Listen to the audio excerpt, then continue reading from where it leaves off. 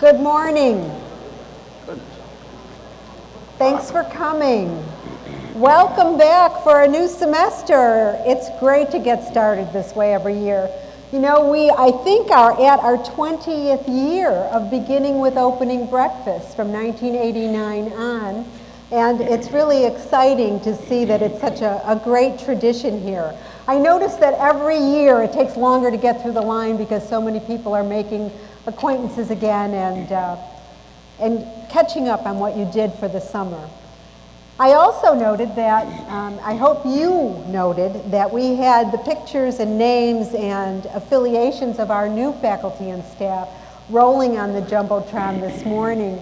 It's so important that we welcome you to this community. I know you've been through several days of orientation, and it's been a kind of gradual getting to know us, and we're gradually getting to know you, but hopefully this will continue throughout the year. I want everyone here to know that we're being webcast this morning. We've sent out invitations to our alumni community and our friends and partnerships around the local area to tune in and see what's happening here as we open the new academic year at the State University of New York at Oswego. I say that very clearly because I hope some people are watching. We're very proud of our affiliation with SUNY. Today we're going to explore a few things about our campus and going forward with new vision and kind of reinvigorating our community to take on some of the tougher questions of higher education and perhaps public higher education. I also want to welcome some people that have come to share our breakfast this morning, important people for our institution. James McMahon, the chair of our college council, Jane Backus, a college council member, Darlene Baker, and Gary Sluzar, our new member of our college council. We also have our Student Association president with us here today, Chrissy Ballesteros, and of course Chrissy's name is well known to this community. I look forward to an active year with Chrissy at the helm. From the city of Oswego, we have Mary Vanaus, director of Oswego Community Development Office. We have Jonathan Daniels from the Port, Beth Hilton, Executive Director of the Chamber of Commerce. Oswego County Legislature is represented by Paul Santor and Morris Sorbello. Thank you for coming and joining us today. We love to have you with us. Well, we've got another great year ahead of us. It started out a couple of weeks ago when U.S. News announced it had picked SUNY Oswego among a select group of top up-and-coming schools in its America Best Colleges for 2010. Oswego is the only public college in New York to win that designation and just one of 28 public colleges nationally.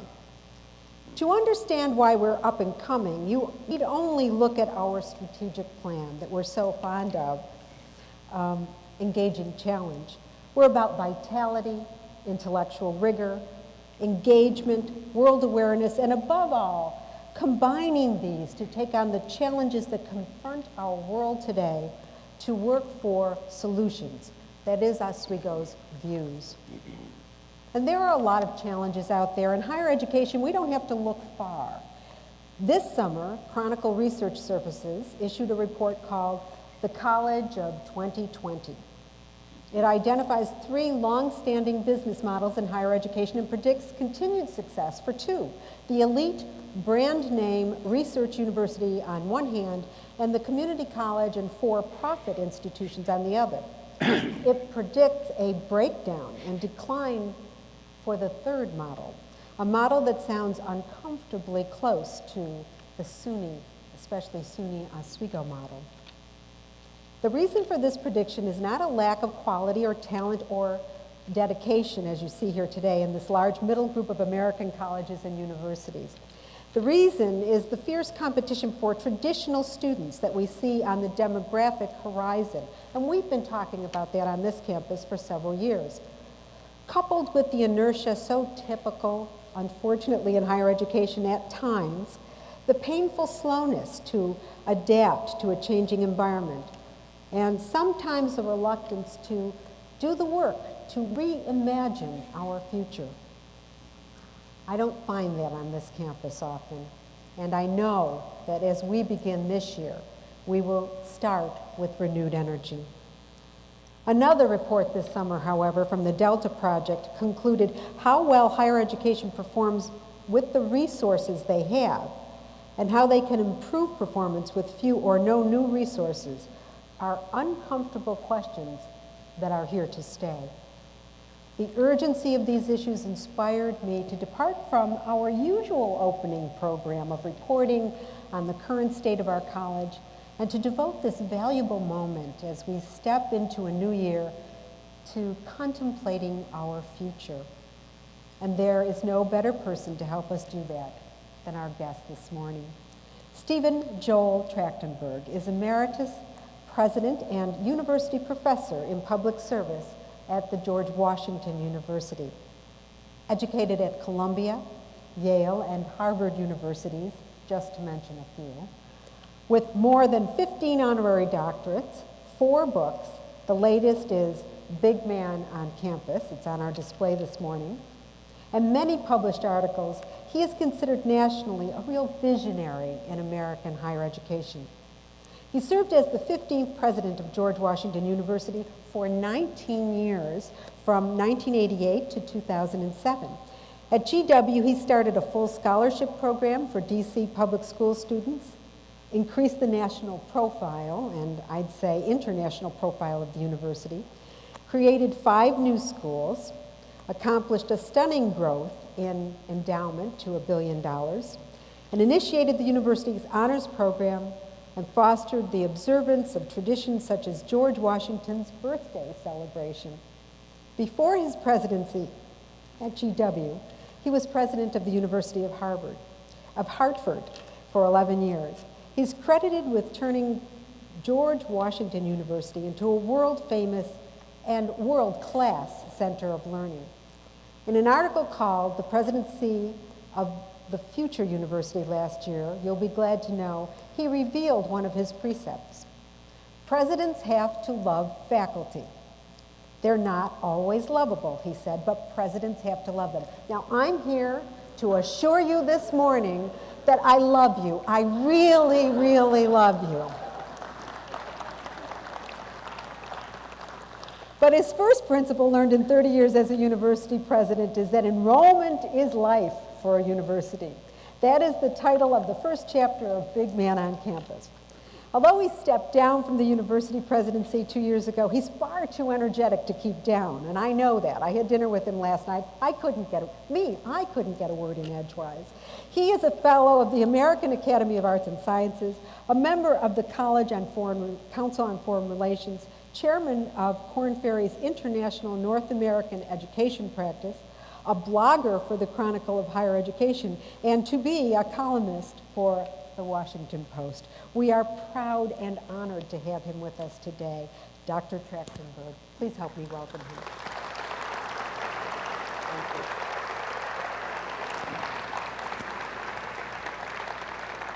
Thank you. Thank you very much, Madam President. I'm delighted to be here and impressed, I must tell you. I think even the offer of free breakfast would not bring my faculty out at this hour of the morning on the first week of school. So you ought to be congratulated. I try to begin these sorts of events by giving the people who are thoughtful enough to join me and to listen to me a story that they can take away and use in another circumstance. And this one was told to me by the Chief of Naval Operations of the United States Navy. And it's based on an actual radio conversation between a U.S. naval aircraft carrier, the USS Abraham Lincoln, and Canadian authorities off the coast of Newfoundland in October of 1995. The radio conversations were released by the CNO, authorized by the Freedom of Information Act. The Canadians say, please divert your course 15 degrees to the south to avoid collision. The Americans respond, recommend you divert your course 15 degrees to the north to avoid collision. The Canadians reply, negative. You will have to divert your course 15 degrees to the south to avoid collision. Americans, this is the captain of a U.S. Navy ship. I say again, divert your course. Canadians. No, I say again, you divert your course, the Americans. This is the aircraft carrier, the USS Lincoln, the second largest ship in the United States Atlantic Fleet. We are accompanied by 3 destroyers, 3 cruisers, and numerous support vessels. I demand that you change your course 15 degrees north. I say again, that's 15 degrees north, or countermeasures will be undertaken to ensure the safety of this ship. Canadians, this is a lighthouse. Your course.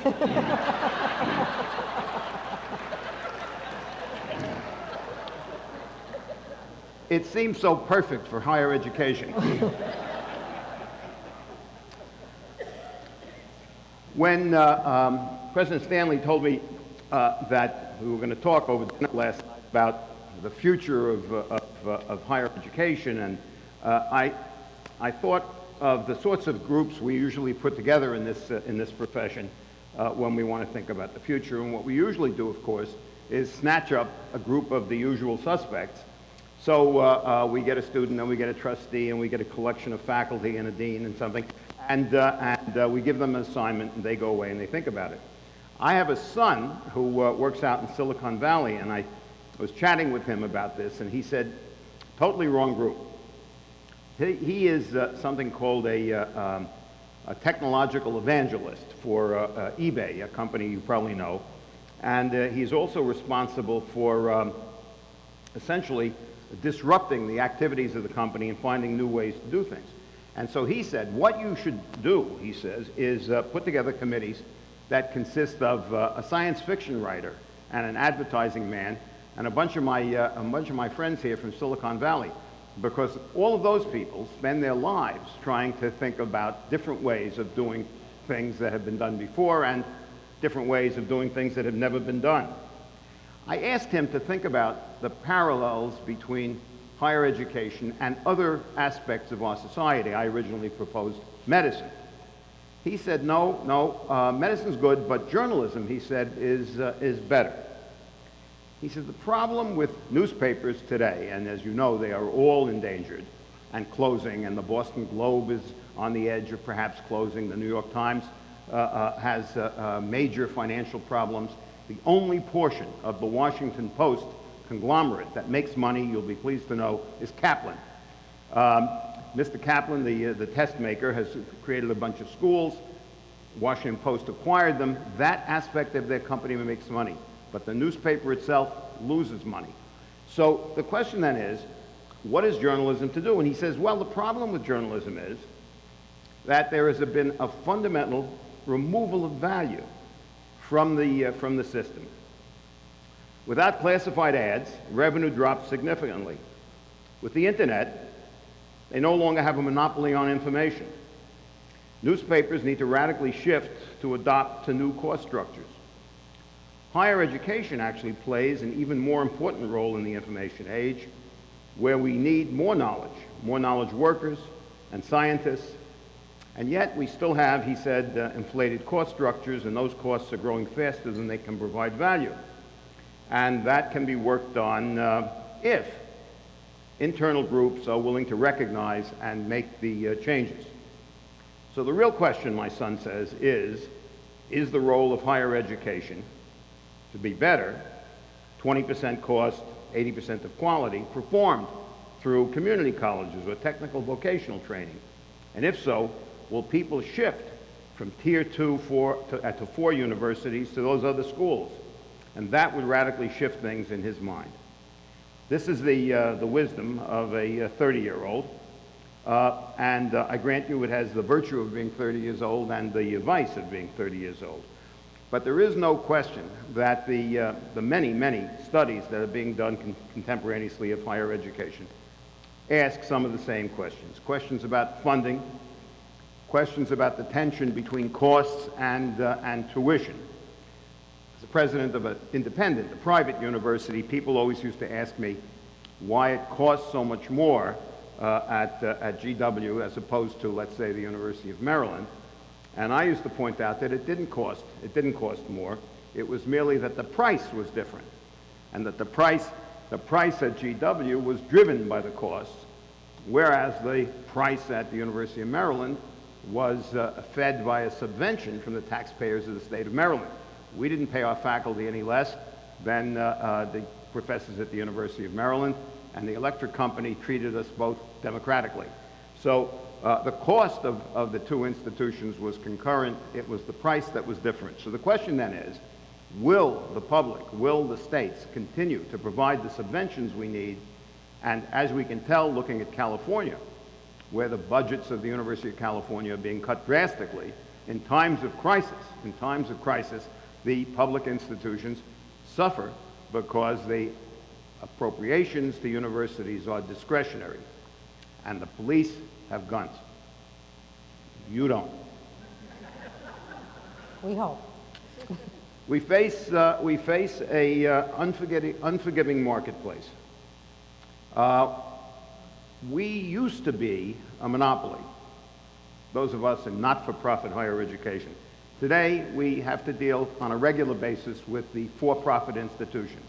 And what is fascinating is watching the enrollments at the for-profit institutions, most particularly the University of Phoenix, but others as well, just going up year by year, day by day. The question you have to ask yourself is, what is it that they are doing that they can sell at a price considerably higher than is proffered either by George Washington University or the State University of New York that makes people want to enroll in their programs?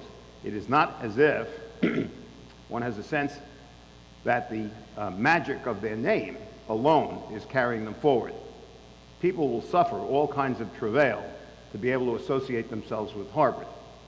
In fact, they're so pleased that they went to Harvard that when you ask them where they went to school, they don't say Harvard. They say, oh, I went to school in Cambridge. And then you either know that that's Harvard or you don't matter. We're dealing with changing public perceptions. People's views of higher education are very different.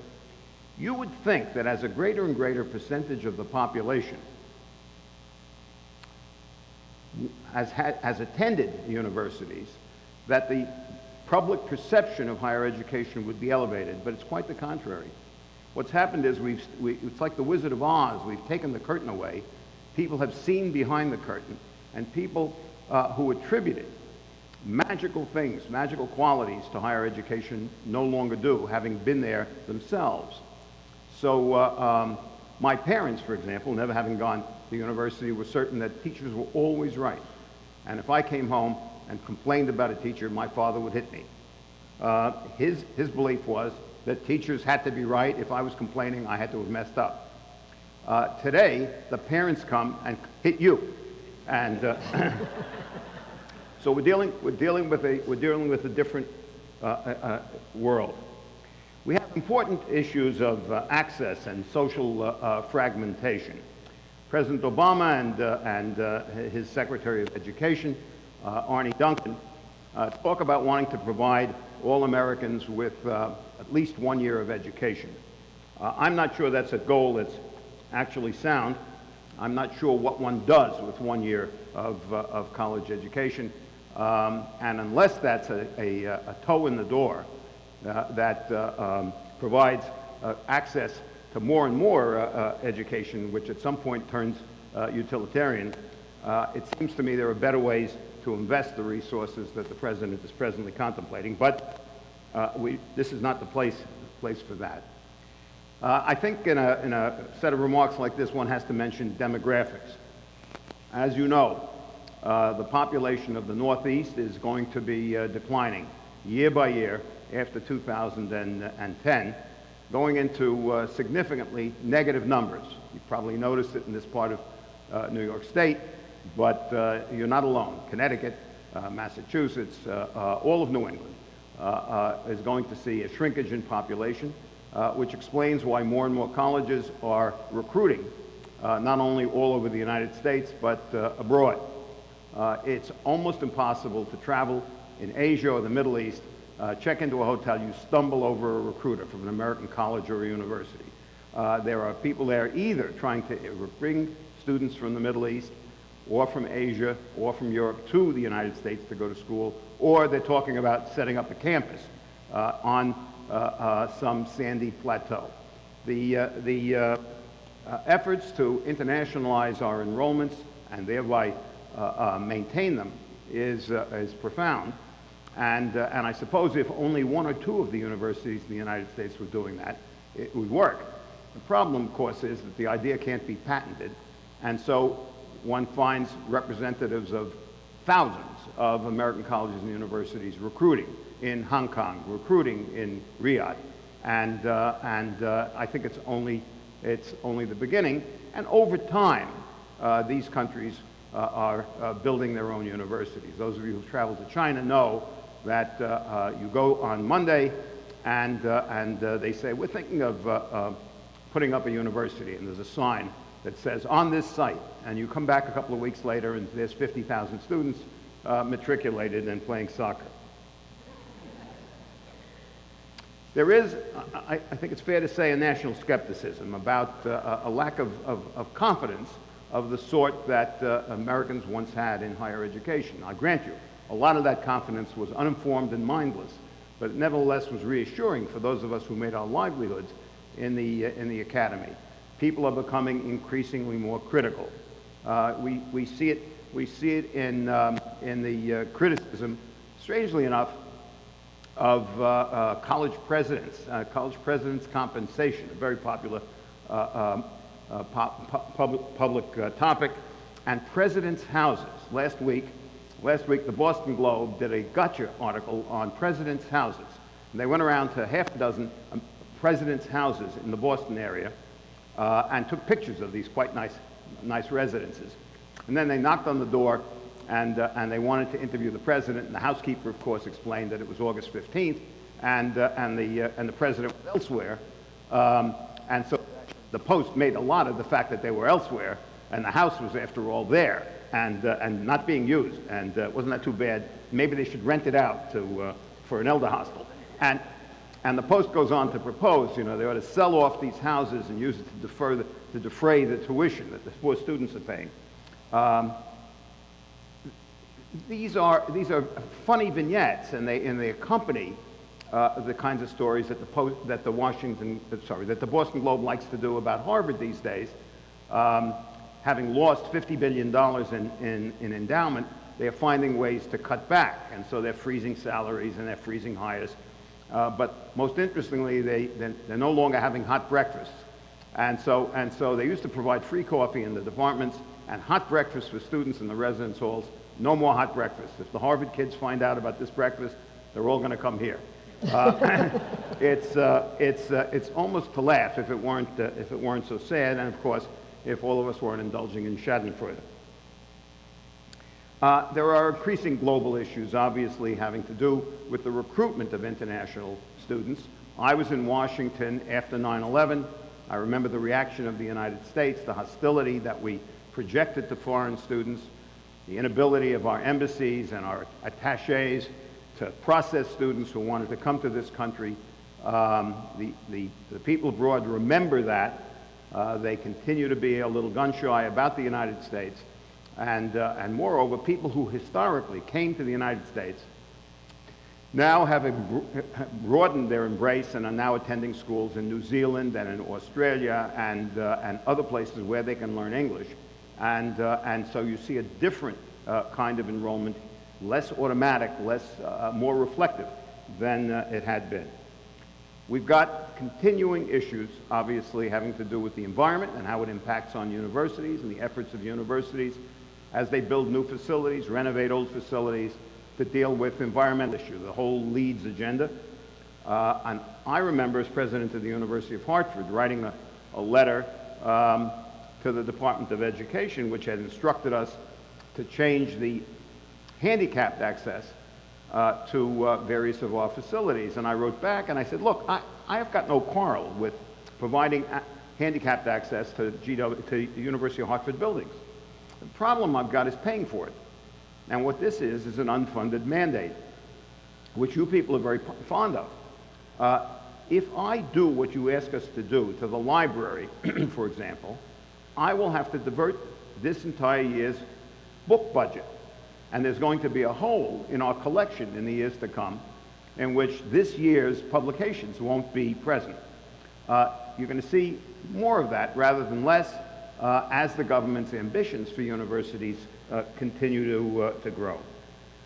And yet, everybody knows we have to build a talent for tomorrow. So the questions are being asked about the purpose of the university, and I see increasing representations in the literature which ask, how many research universities do we need? Indeed, the president of the American Association of Universities, which is the elite research universities, the Stanfords and all the campuses naturally of the University of Chicago and Harvard and Yale, recently said, how many research universities can this country afford, and have we perhaps built all the research universities we need, and ought we possibly put a cap on the number of new research universities, even as universities like my own, which thinks of itself continuing as an aspiring research university, wants to prepare itself so it too can someday join the American Association of Universities, have ambitions. And the notion somehow that the 64 universities of the AAU that are in the boat are going to tell the rest of us that we cannot do that if we wish seems highly unlikely and very contentious. But it tells you one way in which a select group is starting to think.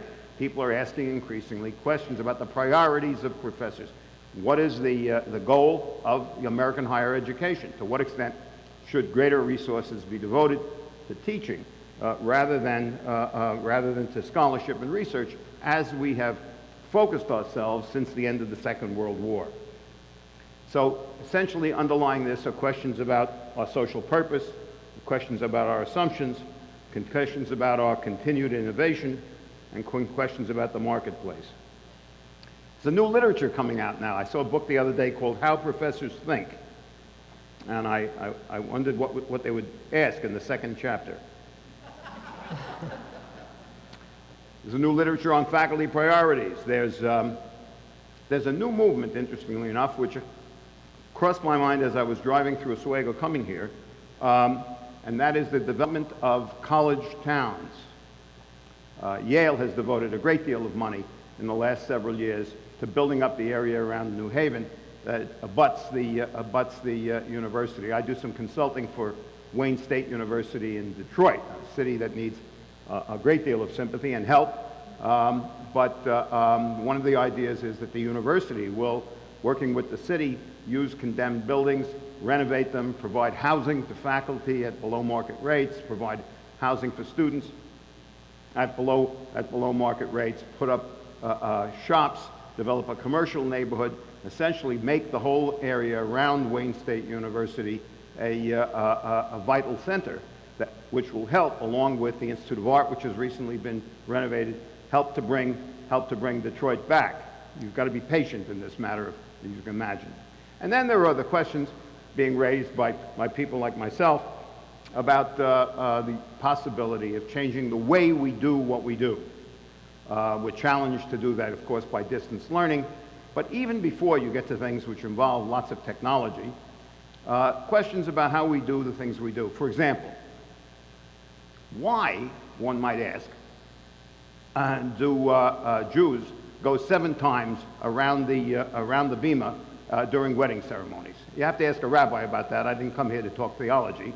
But there's some reason why they do it 7 times. Well, I want to ask the question, why does it take 4 years to earn a BA degree? And there is no theological foundation for that answer.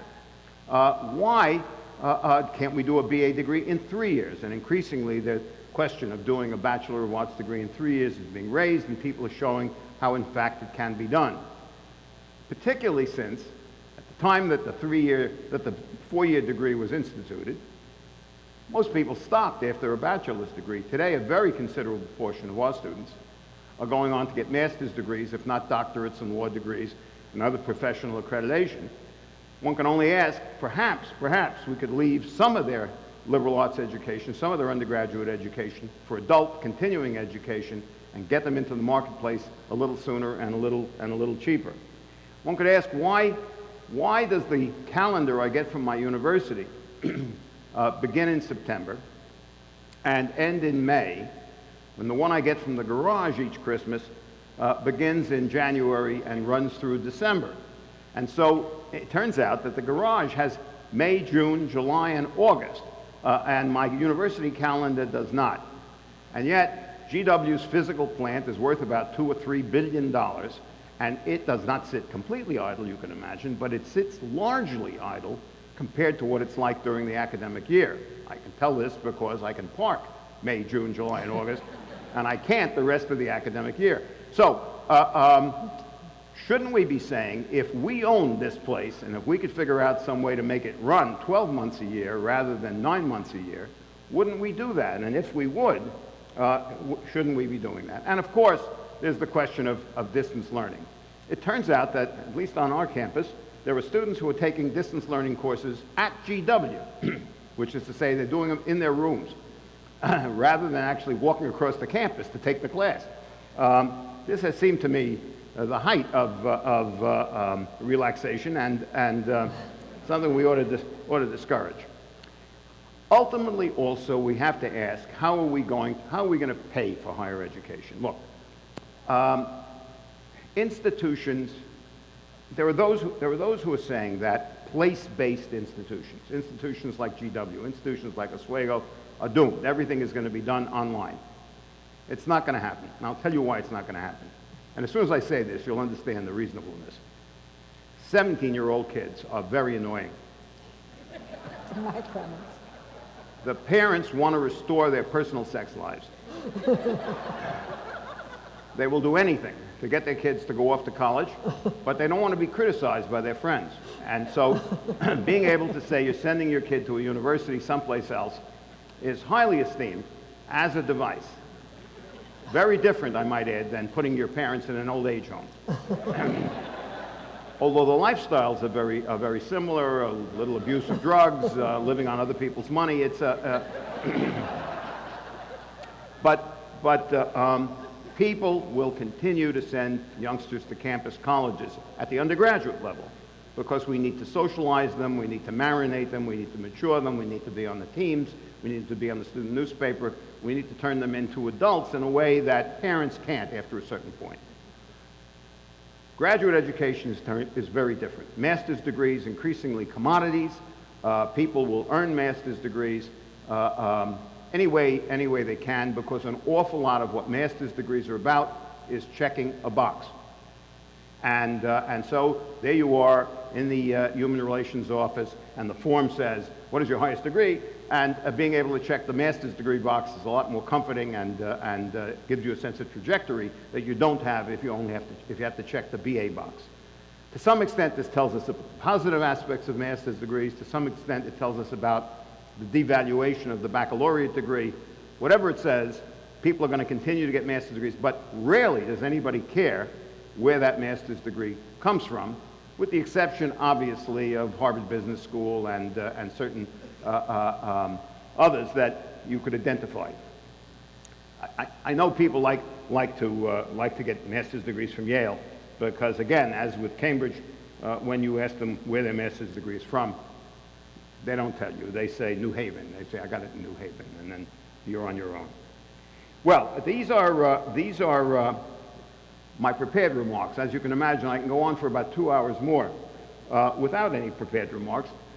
But I'm not going to do that. As I understand my instructions, they were to raise some provocative questions and put some headlines in front of you, and then the President and I will engage in something interactive. So I'm counting on you to find something slightly offensive in what I've said, and come on back. I do want to say, it's my first visit to Oswego, and I got a wonderful tour of the campus yesterday, and I envy you. I envy you this campus, not your winters, I confess, but I envy you this campus. And the lake is stupendous. I did read go on your website, and there is a young woman who goes on and on about the weather in the wintertime, and you might want to take her out. She's cute, but too much about the snow. Thank you all very much. Well, I know we have some questions around. I might start this off by saying first, thank you very much, Dr. Trachtenberg. Your years at GW were filled with change and investigation and moving the institution forward in so many striking ways. Tell me, what do you think are the characteristics of an institution, of its people, to have that mentality towards change, to actually have it be accomplished? Well, yeah, obviously you have to have ambition. I actually believe that leadership matters, and that it's important that there be an articulated, plausible vision for where the institution is going, and then you need to do it, chip at it. Having a leadership that stays in place, well, this is sort of an advertisement for myself, but forgive me, but having leadership that stays in place clearly has an influence on accomplishment, because every time a new president comes to an institution, they feel obliged to come up with their own definition of greatness and define it through their own vision. And that's a fair thing. But it means that institutions stop and start and stop and start. And if you look at institutions where there's been a great deal of churning in the leadership, you discover that they stutter as they go forward. They don't come forward on a clear glide. Whereas if you have a place where a president has been there for a while, and the deans have been there for a while, you have a team working with the faculty, working with the trustees, and the community and the other stakeholders that moves the institution forward towards some plan. And so I'm a great believer in tenure, not for presidents, but by presidents, and I think that's it. And a lot of it has to do with just being kind of determined and being willing to take small victories and pile them one upon another until you have a larger victory. The creation of institutions is much like the creation of mosaics. You know, it's a lot of small stones put in the right place. We have a great many people who've made long-term commitments to this institution, and I think it's benefited us along the way. Do we have questions from the audience or from our webcast?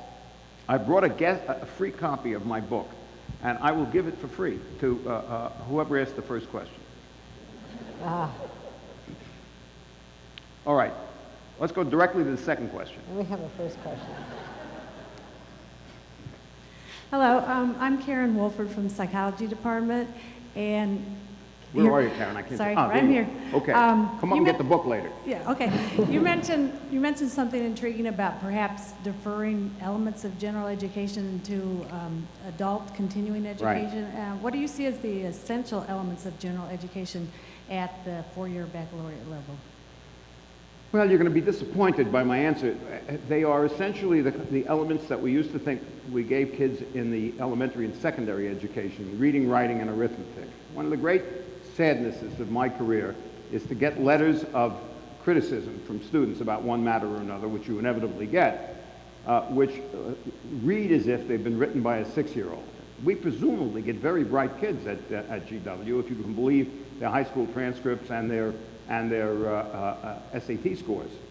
And perhaps here's a good time to take a moment to memorialize Stanley Kaplan, who died last week, the inventor, as you know, of the Kaplan tutorial services. He died at 89.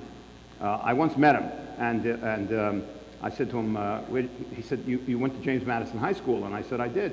He said, I did too. And I said, when did you graduate? Because there's this old man standing in front of me.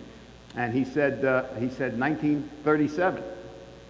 And I thought, I was born in 1937. That's the year he graduated from James Madison High School. He was an old man. At any rate, he just died. So I get these kids, and they've got high scores, and they've got good grades, and they cannot write a letter complaining about the fact that they've got a cockroach in their room, or, you know, other things that students love to torture you with. The other thing is, very few students can get on their feet and speak. And that turns out to be a very important thing in many, many careers. And they are quantitatively inept. I believe that a lot of the technology, which is very interesting and very useful, also inhibits their ability to write. Twittering is not writing. And frankly, I do a reasonable amount of email now, and it is nowhere near as articulate and interesting and provocative as when I had a secretary and I used to dictate. Part of that has to do with the fact that I'm a terrible speller, and so I come on a word and I think of it, and I'm not quite sure how to spell it, and I don't want to bother to look it up, and my spell check frequently doesn't have those words, and so I use a simpler word, and I think my writing is getting worse as a result of email rather than better. Now, I still communicate with people, and that's not trivial, but I think in general, if kids can graduate capable of thinking, capable of reading, capable of writing, capable of speaking, the special skills can be learned on the job. All of us know of students who were admitted by the admissions committee on a bet. Maybe they had some skill, some obscure skill, like a jump shot. And they go on to do splendidly at college. Most of the standards by which we admit kids are dubious. It's an effort to create something firm out of something that is basically gaseous. And so increasingly, by the way, we're seeing SAT scores being denounced by colleges. They're giving them up as a device for screening students. At some point, our students are going to be coming in with no skills and leaving with no skills. Now, I grant you, there are disciplines which you simply have to learn if you're going to do those. So if you want to be a chemist, I think it's going to be important to study chemistry. And I'm not proposing that we cut out of people's education many of the things that presently are there. But if you press that too hard, one could reasonably say, well, if 4 years is good, why not 5? And if 5 years is good, why not 6? And alas, in too many colleges, as you know, around the country, students can't get the courses they need to graduate. And in fact, are taking 5 and 6 years to get the BA degree. I just did a piece for the Council of Graduate Schools on time to degree in PhD programs. And, you know, we don't live long enough to justify spending 8 years getting a PhD. But an awful lot of programs, particularly in the humanities, take 6 to 8 years for the PhD. Quite reasonably, couldn't we ask, can't these be done more quickly? And moreover, when was the last time we looked at the requirements for the PhD and the jobs that people with the PhDs got later? So an awful lot of the people who are getting PhDs are not going into academia. They're going into other parts of the economy. Do they need to have as much theory as perhaps somebody who's going to be teaching at a graduate program? And as I travel around the country at a great many teaching institutions, people are not using a good deal of their PhD training. They're essentially teaching biology 101 and biology 2, and could probably do that with a Doctor of Arts degree. I have a big fight going on in my own department, which is, as you heard when I was introduced, the Department of Public Administration and Public Policy in Washington. And one of the things that's going to be happening in the federal government in the next 10 years is an immense amount of retirement. And so there are going to be lots of openings. And I've gone to the department and said, let's stop giving the PhD. Let's give the Doctor of Public Administration. Craft the Doctor of Public Administration. We can say what the requirements are, and we can do it in 4 years, and we can make it a clinical degree. And we can functionally penetrate the United States civil service with George Washington University doctoral graduates, whereas if we keep doing the PhD, we're going to place the occasional odd professor at institutions around the country, but we won't have the impact that we as an institution located right on the edge of the federal government could have. My colleagues will not listen to me. I mean, I might as well be talking, as Barney Frank would say, to the dining room table. Is that for lack of a presidential title at this point? No. I mean, I tried it when I was president. Faculty have their own worldview, and presidents don't count in it. I'm sorry to hear that. We must have another question out here. Another question? Yes, sir. Jim McMahon, I'm chairman of the College Council. I wonder what your views are on money and mission and the purpose of a college. Question, for those of you who couldn't hear it, is the relationship between money and mission in the development of a college. Well, you know, listen, at the risk of seeming vulgar, if you can't pay for it, you can't do it. So, in the end, what we're obliged to do is make choices. If you want this, you can't have that. And all of us recognize that we're getting less money frequently from the state. We've probably raised our tuitions about as high as most families can tolerate, particularly since the decline of the economy. And so we're going to have to find ways to adapt our mission to our pocketbook. This is not a radical thought because all of us do it in our own lives, but we find it hard to translate the kinds of economies we make personally to that of the institution. And we've got to make longer range plans. Many of the things I wanted to do, I couldn't afford.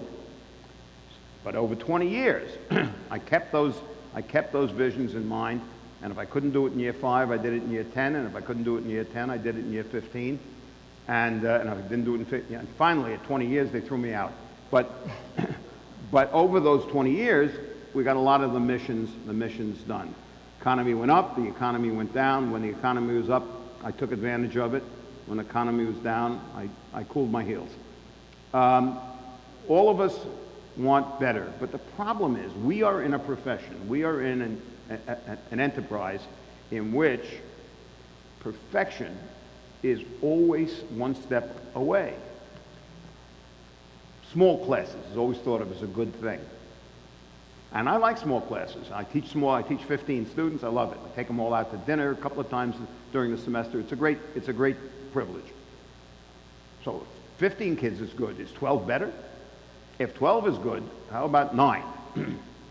At what point have we perfected things so extraordinarily that we're out of business? In my book, I make reference to a small college used to be called the Silvermine College of Art in Connecticut. And I read about it one day in the Hartford Courant, and there was a quote from a professor. The school had closed. And there was a quote from a professor who said, I noticed that the classes were getting smaller and smaller. And I thought that was a good thing because I enjoyed teaching small classes.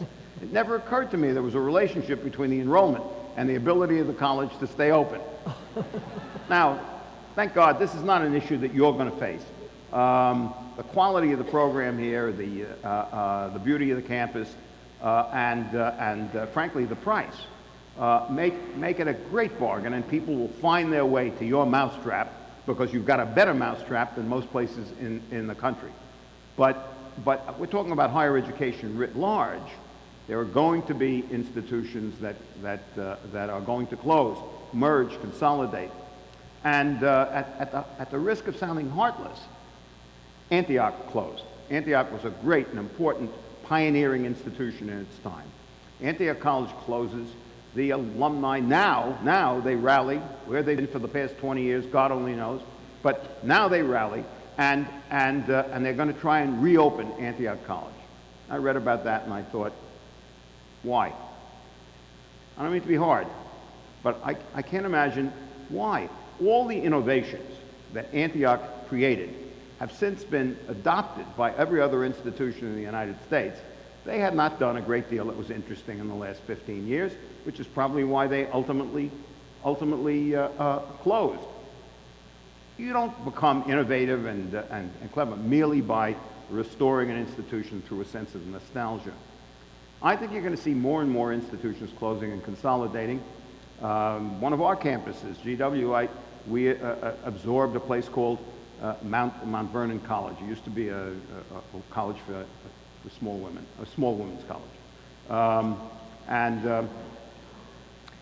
For many years, our law school was called the National Law Center because we had absorbed a law school called the National Law Center. I subsequently changed the name of the law school to George Washington University Law School. But there have been, over the history of American higher education, institutions that did not survive. And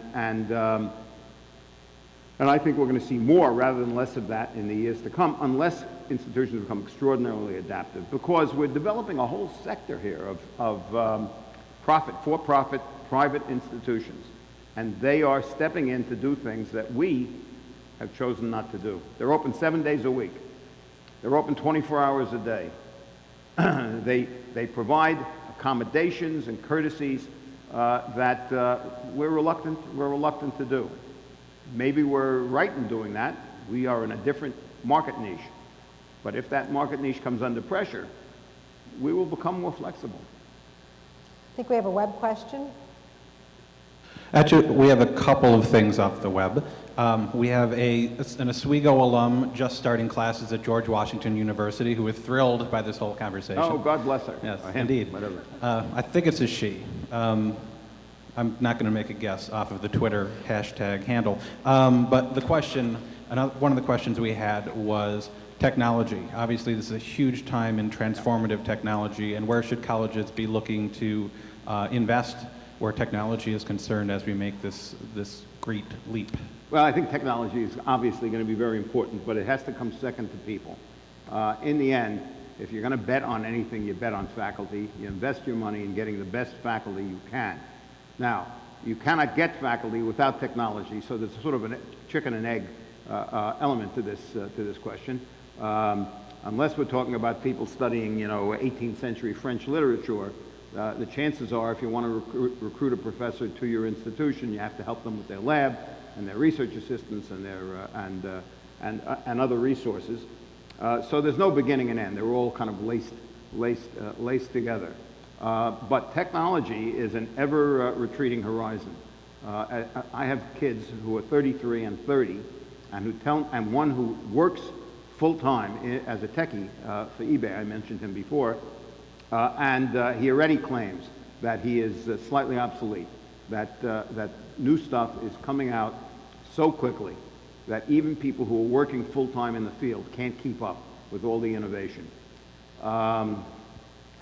Universities with limited budgets and the need to plan years in advance find that very daunting. I mentioned in the beginning of my remarks that I worked for a while as a consultant to the Chief of Naval Operations, and one of the things we used to work on were future plans for the Navy. Well, one of the remarkable things is trying to envision what sorts of hardware, what sorts of ships you're going to need 10, 15, 20 years out, because it takes a long time to get the ship planned, to get the ship through the budget process, to get the ship built. By the time a lot of this hardware comes online, it's been overtaken by alternative technology. So you're going to have to keep spending money, but we're never, ever going to get that question right.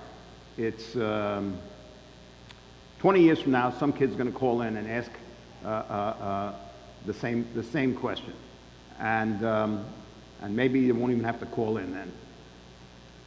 Do we have one more question? I know it's getting close to the 9 teaching hour. We have one. Tammy Sullivan from the School of Business. You've talked about a lot of different issues today and things that we have to consider. What do you think is the one biggest critical issue that a four-year university is going to be facing in the next 10 years? And what do you think would be a solution that we should look forward to? Again, I come back to people, and I come back to the sense of mission and the need for an organization to unite around a vision for the future. If the humanists are pulling south and the scientists are pulling north, and CP Snow has had no effect whatsoever on our thinking, we're not going to be able to achieve a greatness. For an institution to make the next step, it has to do it as a group. Presidents can't do it by themselves. Faculty can't do it by themselves. You can't even do it just with the internal community.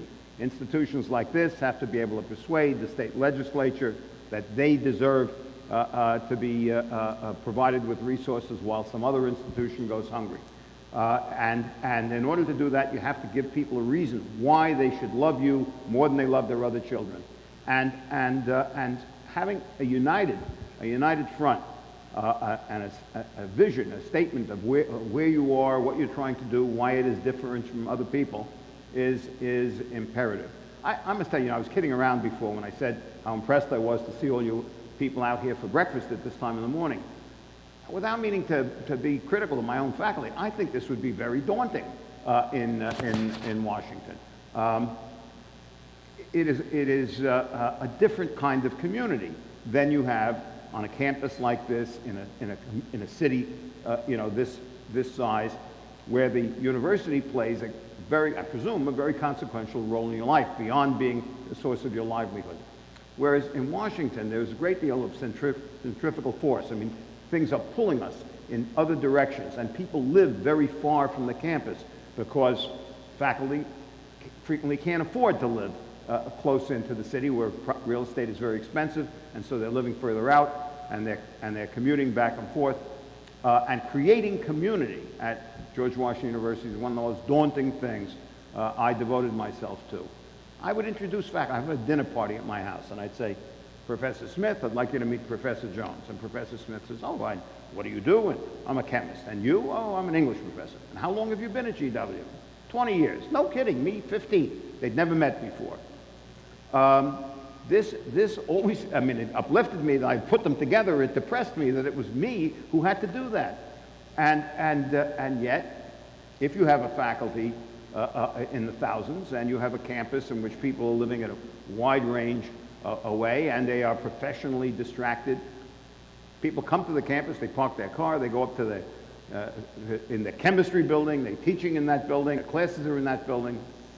To the extent that it's possible to create community and have that community care about each other, I think you can change the future of an institution. Well, I'm going to claim the last question, and I'm going to start by saying that of course, is a great segue to our next effort, which is our academic architecture planning, and that is going to be an integrated effort of faculty, staff, and administration around campus to think about ways that, in an integrated fashion, we can change this university in very profound ways and do exactly what our mission is today and keep learning at the center. But I'm also going to ask Dr. Trachtenberg to offer one more comment, and that is I'm going to ask you if you can talk about, or at least mention, your signature postscript that goes on many of your correspondence. Well, it's the word Excelsior. I mean, upward and onward always seems to me a useful way to close an event or a comment or a letter or a statement. But one has a sense that upward and onward is very much a part of the fabric of this institution. It's a special moment, you know. Oswego really does have an opportunity. Campus is getting built. You're starting to see bricks and mortar articulation of the vision. You're priced, at a great place for many, many American families. You ought to be able to compete for the very best students in America, not only in New York, but all over the country and beyond. And I find this a very exciting institution, both in terms of what's here, but also in terms of what Oswego can do going forward. The only thing I would pray is that you don't make your North Star Harvard. You know, don't decide you're going to start granting PhDs. Do what you do with the pride that the institution has always demonstrated, and continue to care about students and teaching, which is what I think most Americans want from their colleges when they send their sons and daughters off to school. Now, they wouldn't mind if somebody found the cure for cancer, but you're going to have to leave some things for Johns Hopkins to do. So what you want to do is train the youngsters who go on to get PhDs at other institutions, and then reflect back on Oswego as the source of their inspiration. And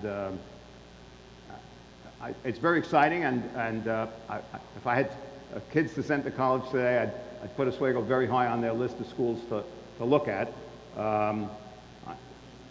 I tried to persuade them to come to GW, and I explained that the tuition would have been free, and that didn't seem to impress them. And so I said, look, I tell you what, I will give you the tuition when you graduate, and so it'll stay in the family, but you'll get the money and you can use it on a trip around the world or go to graduate school. That didn't impress them. I said to my son, Ben, why won't you consider GW? He said, well, you know, your name is Trachtenberg and my name is Trachtenberg, and it'd be very hard to be an undergraduate here. People would know all the time. So I said, look, for a couple $100, I can get a lawyer to change your name. I didn't succeed. Now, I have definitive proof. I will conclude we should give you definitive proof that there is a God. So he goes to Yale, and the name of the dean of students is Betty Trachtenberg.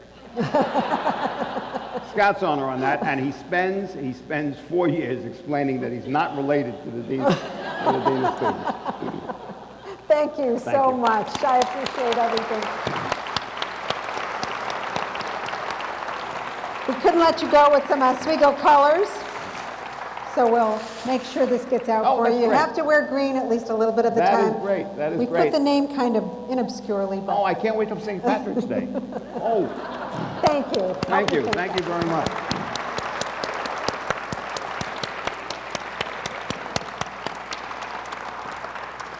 That's wonderful. Well, I wish you well in your classes this morning. It's a wonderful sunny day that's brought our students into the next semester. I hope that this started you off on the right foot.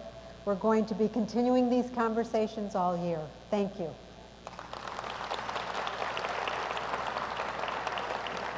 That was wonderful.